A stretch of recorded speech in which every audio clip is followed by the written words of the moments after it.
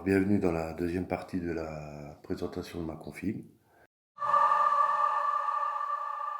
Donc là, je vais vous parler de l'intégration avec Alexa, l'assistant vocal d'Amazon. Donc, pourquoi Alexa? Parce que déjà, elle parle français.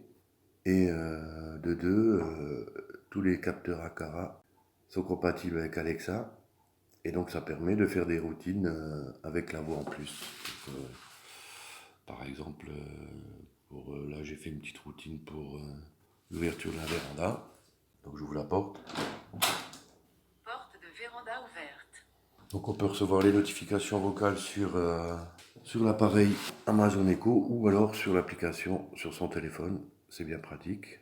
En tout cas, c'est plus sympa en français que sur le réveil Xiaomi. Alors la même chose chez Xiaomi, l'utilisation de la synthèse vocale du réveil, donc en anglais. Donc si on ouvre la porte de la véranda, ça donnerait ça. Veranda's door is open. Voilà. Et moi, je m'en sers principalement pour l'alarme. Donc, en cas d'alarme la nuit, le réveil me prévient. Wake up. Alarm alarm. Voilà. Bon, c'est rigolo, mais vivement que ça parle français. Alors, en ce qui concerne les routines, les capteurs Xiaomi apportent un vrai plus à Alexa. Donc, comme la plupart des capteurs sont compatibles, moi, j'ai ajouté une petite routine. Par exemple, pour le matin, quand j'arrive dans la cuisine, euh, voilà, lorsque ça se produit, maison connectée, capteur couloir, ok. Donc c'est très simple, hein, comme vous pouvez le voir. Et donc Alexa me donne la météo,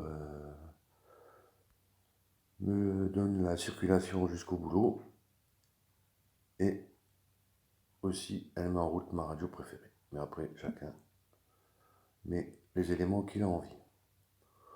Autre chose intéressante aussi, c'est la liaison avec des appareils qui sont ni Xiaomi ni Alexa.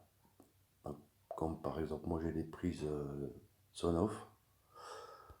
Donc on peut faire une petite routine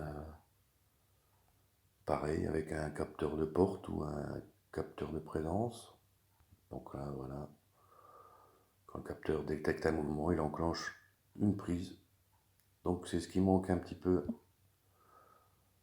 à Mi Home, la liaison avec des appareils d'autres marques. C'est possible, mais uniquement par la voix et en chinois. Donc avec l'ouverture des gateways vers des versions européennes, j'espère que ce sera bientôt possible d'avoir des commandes en français. Bon, ben sur ce, je vais vous laisser. Merci d'avoir suivi ma présentation et à bientôt ici ou ailleurs. Ciao!